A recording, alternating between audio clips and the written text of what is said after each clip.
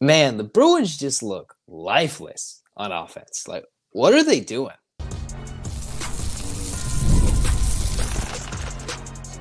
You are Locked On UCLA, your daily podcast on the UCLA Bruins. Part of the Locked On Podcast Network, your team every day. Welcome to this instant reaction episode of the Locked On UCLA podcast. I'm your host, Zach Anderson-Yoxsimer. Well, the Bruins fall to the number 8 ranked Oregon Ducks 34-13, a game we all expected, generally a large victory for Oregon. A weird game where UCLA looked terrible on offense, yet, the unrelenting Oregon fans sitting behind me in the Rose Bowl were very quiet until the last play of the third quarter. So what do we make of this game, right? What do we make of this game where the UCLA defense outscored the UCLA offense? Oregon at halftime practically had 300 more yards than the UCLA offense. And then all of a sudden, there was a little bit of hope. Not bright, there's a little glimmer of hope. And then Oregon just kind of shut the door down because UCLA couldn't do anything on offense, right? It took a career long, it seemed like. I don't have the numbers in front of me, but basically what seemed like a career long from Team Magani for the Bruins to even score in the second half. It's brutal, right? This was a game that should have been 35-3 at the half. Took a terrible pass from Dillon Gabriel, a great play by Brian Addison against his former team, and he was chippy, right? Laid a big hit on the Ducks, had a pick six for 96 yards, and all of a sudden there's some life going into the break in a game where Oregon completely dominated. UCLA had 11 first downs to Oregon's 27. The Bruins went 1 of 10 on third down. If you combine that with fourth, they went 1 of 12 on money downs, third and fourth down. UCLA got outgained by nearly 300 yards, only 47 yards on the ground compared to Oregon's 153. And the Bruins just looked sloppy. 9 penalties for 86 yards. How many of those were just sheer holding penalties, right? Like, they couldn't even keep the Ducks out of the backfield, and then they would hold them on times. And even there was a couple of times where they just declined the penalty because they already had a freaking sack. Like, at what point do we start blaming Eric Bieniemy? I mean, some of you already have, right? I know some of the blame goes to Ethan Garbers, but, like, the kid's playing on a foot, right? And UCLA does have – Garbers is the best quarterback UCLA has right now. And I don't think it's close. It is not close. And I'm not going to question the toughness of Garbers when he clearly does not have an offensive line that can keep him upright. What was the last title of my episode going into this game, right? It was keeping Garbers upright. And I kind of, it's so late right now doing this reaction. I forgot what I exactly said, what UCLA had to keep him up, but just keep him upright. Well, Oregon in this game had a total of 4 sacks and 7 tackles for loss, right? So that just meant a couple of times they just literally met the runner in the backfield, TJ Harden, whoever it was, right off the handoff from Garbers. There was one time he literally just had to pull the ball out and run with it and get smacked to the ground while falling for a positive rushing yard. So there's like a trifecta here of what's going wrong with the UCLA offense, right? It is, one, UCLA just can't protect Garbers. They can't, whatever, if it's schematics, we can get to that in a moment, but they're just not keeping Garbers upright, and they can't generate any running game. That leads to a game where UCLA has not had an offense in any game this year, really. The most they've scored was 17 at LSU. 17, and that was in the first half. Then you've got, all right, you can't keep Garbers upright. You can't keep him right. You have 9 sacks given up in the last 2 weeks. Then you've got an offensive coordinator that seems maybe a little in over his head, right? It just not really working. And maybe you point to, yes, he was gifted an offensive line that had nothing. He's got a 2-year deal. I see the buyout options. It is a struggle right now, right? The Bruins can't do anything. And then when they start generating some positivity, right? They're like, ooh, coming out in the second half, getting to the 50, they're running the ball. And then just Garbers, right when you're like, oh, maybe it's a decent play, Garbers makes a terrible throw. But the kid's playing on one foot, so heavily taped, it looks like it's a sock out there. That's how heavily taped it was. He was limping practically the whole game before he got knocked out. And that's a big warning sign if he is not available for UCLA against Penn State, because that would get really ugly it would look very ugly if the Bruins do not have Ethan Garbers out there. Already worse than it is. Because the Bruins, it's goodness, right? Oregon's better than LSU, but the key theme that we've seen from week 1 against Hawaii to now is that the Bruins struggle offensively, right? They come out of the break almost every time with a positive drive, right? I think UCLA, they've had the ball at least 3 of the 4 games coming out at halftime. And they've come out and they've had a positive drive that generally gets to the 50-yard line. The only time they scored off of that for a touchdown was when they hit a bomb to Rico Flores Jr. against Hawaii in week 1. And now let's go back to week 1 defensively. Because what has UCLA done every single game? Every single game, UCLA has come out and given up a touchdown on the opening drive of the game defensively. Every single time. Look, I'm looking at my eyes. If you're watching on YouTube, every single time. So could you imagine if you're not just down 7-0, 7-0, before you even touch the football? The last 3 weeks in a row before they've touched the football, they're down 7-0. Hawaii, they started with the ball. UCLA won the toss. I thought, let's get funky with it. Let's get jiggy with it. Why not receive and do something weird? Go 3, I don't know. But then they come down, they kick a field goal. They maybe could have done it, but obviously Deshaun Foster can't really gamble because there's no guarantee they can protect the quarterback or pick up 4th and short.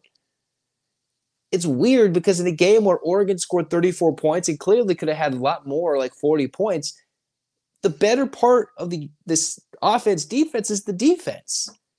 The defense that has no sacks in 3 straight games, that can't generate any pressure, basically, other than a big, deflection on a screen pass that the Bruins read well, right? They played a strong third quarter where UCLA was down 15 heading to the 4th and had the ball 4th and short at midfield, a chance to really generate some hope into the 4th until they threw a pick. Yeah, Garbers threw a pick at 4th down, but what were you going to do? The game's on the line there. There's nobody open. There's some plays where I see Garbers rolling out, and he has no options, like literally nothing. And he's rolling to his left, and it's like, who's open? Like, what's going on? Like, what are we doing sometimes? It just seems super dumb. I don't know what to do. Oregon is fantastic. They clearly handled the line. UCLA, for their lack of sacks in this game, the Bruins did have 5 tackles for loss, which I thought was interesting. I'm not sure how many of those came in the last drive where Oregon was just milking the clock. The one bold prediction I did get right in this game for UCLA was that they would cover. And it helped because Oregon threw a pick 6. So Brian Addison against his former team took it all the way back. We did not see any Dante Moore appearances, which is good because if he came in this game, it meant the Bruins were really getting the lights blown out really badly. Really badly. And that did not happen exactly. It did not. Now, Dillon Gabriel looked a little shaky in that one pass. Still 31 completions, 3 touchdowns. Oregon had a double move where they overthrew a man. They dropped a would-be touchdown. Now, there's a couple of passes where Garbers hit Maliki Matavao in the hands, right? Dropped it in a bucket, diving towards the end zone. You got to catch that if you want to pull off an upset of a top 10 team. 3 top 10 teams went down on this Saturday. 3. It's Big Ten After Dark. If there's ever a chance to get weird, this would have been the time. Now, it's unfortunate that this is the time, but there's real glaring problems for the UCLA offense. Because we're all coming in. Receivers, running back, they got a decent package. In a Big Ten conference that's not full of standout quarterbacks, right? There's not really a standout quarterback, right? There's no real Heisman quarterbacks or quarterbacks that are at a Heisman level at this stage of their career, right? So maybe not. So it's just frustrating. It's just frustrating as the Bruins fall to 1-3, 0-2 in Big Ten play. And, I will say the Bruins covered. There are some bright spots. But offensively, I just really can't point things out. I like that Harden did have a positive running game. He had some nice moves. They did run the ball quite a bit better. And it did not help that when you're quarterback, you need to be mobile, because there is not a chance he gets protected consistently throughout the game, is hobbling the majority of the game. That is not a recipe for success. But he is their best option. He is their toughest. He's their unquestioned leader. And I'm not sure if he's available for Penn State. I don't know that right now. But, man, it's frustrating. Like, what are they going to do to fix the offense? right now. They're not going to don't put fire Bieniemy or buyouts right now, because that's not going to happen midseason.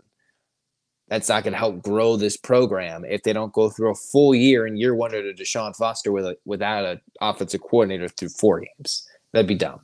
Now, can they adjust? Can they fix, the offensive line? They've already got a new face in there. They've kind of battled some injuries. Carlin's shifted over and he's playing center. Like he hasn't played center. It's just, oh goodness gracious. That's brutal. That's brutal. Oregon's good. I think they're better than LSU. We'll see if they can compete. Maybe they'll beat Ohio State at home. This is a weird conference year. The next winnable game, theoretically, for UCLA is in a couple weeks when they play Minnesota, who's also 0-2 in Big Ten play, after they go to Penn State. It'll be interesting. And I hope Garbers is healthy. He's got unquestioned toughness.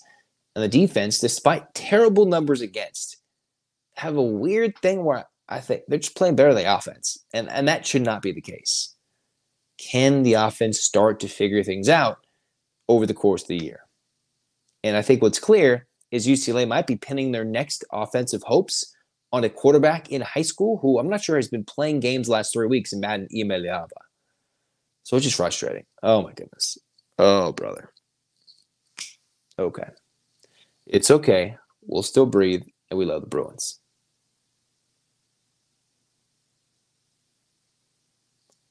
But let's tell you about FanDuel, America's #1 sportsbook, right? If you bet $5, you can go get $200 in bonus bets, right? Go check it out on FanDuel.com. And the other thing is, this line I've seen as low as 23.5. I saw it spread up to jump up to 25.5. I think it started closer to 24. Either way, I know I said UCLA would cover. Regardless of how it looked, this isn't going to be a bad beat because the Bruins did cover. I was reading the description for last episode talking about this. UCLA might fight through a couple of quarters and Oregon will pull away late. That's exactly what happened. The Bruins covered. And all I know is that UCLA is now 2-2 against the spread. And in this gauntlet, this 3-stretch gauntlet, LSU, Oregon, Penn State, so far in the first 2 games, UCLA has actually covered the spread. Big numbers. The Bruins covered. So check out FanDuel.com. Maybe I know a thing or two.